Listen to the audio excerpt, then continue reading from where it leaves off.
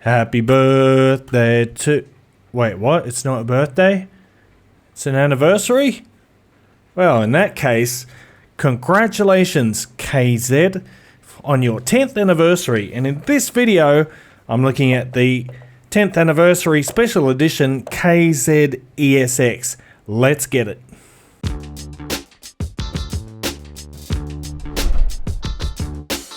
What's cracking, audio fans? It's David here from Prime Audio Reviews. So here I am with the KZ ESX, not to be confused with the SEX. But anyway, leave a comment down below if you've ever had SEX or the ESX on the beach. So this is it. Let me tell you a little bit about it. First of all, the price is a whopping $18, so we're firmly into that prized KZ territory as far as the cost is concerned. $18. It's got a single 12mm dynamic driver in it, and that's about all there is to say. We get the same kind of sparse KZ box, although it does have a color front this time.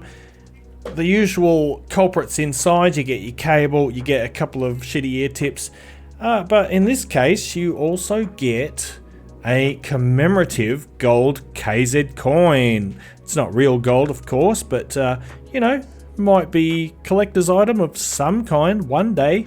But anyway, I'm not sure what I'll do with that. I will find a spot for that.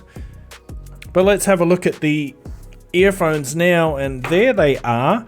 And as you can see, we've got the standard KZ SPC flat cable, which is not great, but it is not particularly terrible either. But for now, let's get a look at these earphones. Oosh. So 0.75mm, those hooded connectors. And here are the IEMs. And I gotta say, I think they look alright. Pretty cool. We've got aluminium alloy faceplates with what KZ calls the cracked design, supposedly inspired by sound waves. And in between those fissures, we've got these light blue lines going on. I think they look pretty sweet. And in terms of comfort, they're not bad. They are kind of large, but yeah, I can wear these for long listening sessions, no worries at all. Now, the main part of the shell, of course, is transparent or clear resin, and it gives you a nice view of the internals there, the gold colored driver enclosure, so it's a pretty sweet looking little IEM. So let's talk about how these sound now. Considering the ESX here is a special 10th anniversary release, it should be a good one, and to put it bluntly, it is.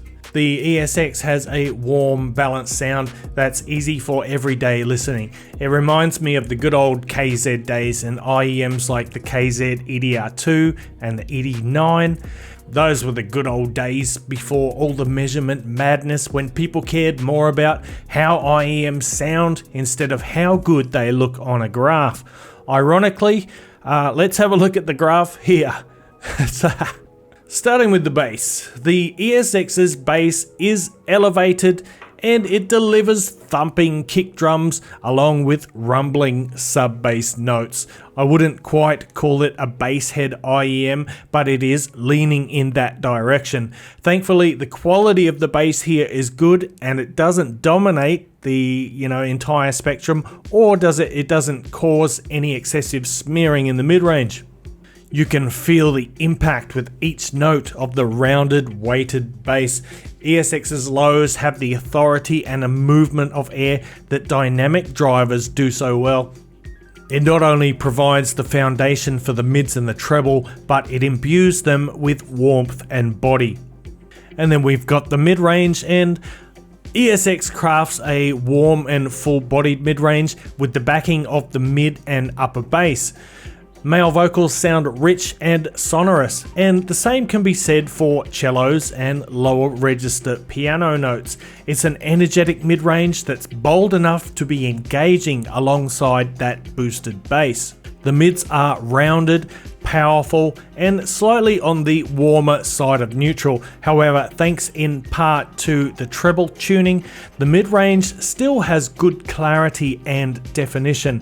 What is crucial here is that clarity and resolution of the mids that prevent the overall tone from sounding murky.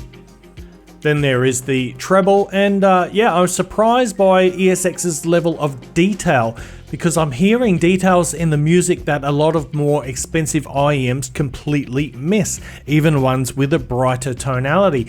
It's a result of the clever upper mid-range and the treble tuning, and it's far better than what you might expect from such a full-bodied and warm presentation. There's no evidence of the scratchy, grainy treble that so many previous KZ models exhibited. Instead, the treble tone is slightly warm and smooth. You won't hear any sibilance either. The ESX's treble is boosted enough to be exciting without crossing the line into sharpness. And finally, we come to soundstage and technicalities. The soundstage is another area where the ESX performs better than it probably should. It's respectably spacious and organized. For a budget IEM, the quality of the dynamic driver here is extremely good, and as a result, the instrument separation and the overall resolution are good, despite the smooth and rounded notes. Imaging is slightly subdued by the thickness of the notes, but is still commendable. So for an 18 bucker, yeah, the soundstage is quite impressive. So let's do a quick comparison now. I've got the CCA CRA here. I should have had the Moondrop 2 here as well, but that kind of fits in the same category as the CRA here, which is more of what we would call an audiophile tuning. It is brighter in tone, it has more clarity and focuses more on details and high fidelity sound rather than musicality, which is where the ESX sort of specializes. So CCA, it's got a pretty good sub-bass extension, not quite as much as the ESX, but pretty hefty in the sub-bass. It does have more subdued mid-bass notes, and the bass in general is faster and tighter than it is on the ESX. And then in the mid-range, the CRA and the Moondrop 2 both have better mid-range clarity, but at the same time it doesn't sound quite as natural and inviting or romanticized as the ESX here. The ESX is it's a really non-fatiguing cruisy listen, but as I mentioned, the clarity is still good. It still sounds nice and clear, clean and crisp. And in the treble, again, the CCA CRA is a bit more energetic in the treble. It's got a bit of it's not sibilant in the highs. Some people might find it a little bit too bright for their preference. Like the ESX here is definitely going to be probably better for your average consumer or people who are just beginning their audiophile journey, whereas the CRA and the Moondrop 2 are for people looking for that more refined sound. You know what I'm talking about. Some of you know what I'm talking about.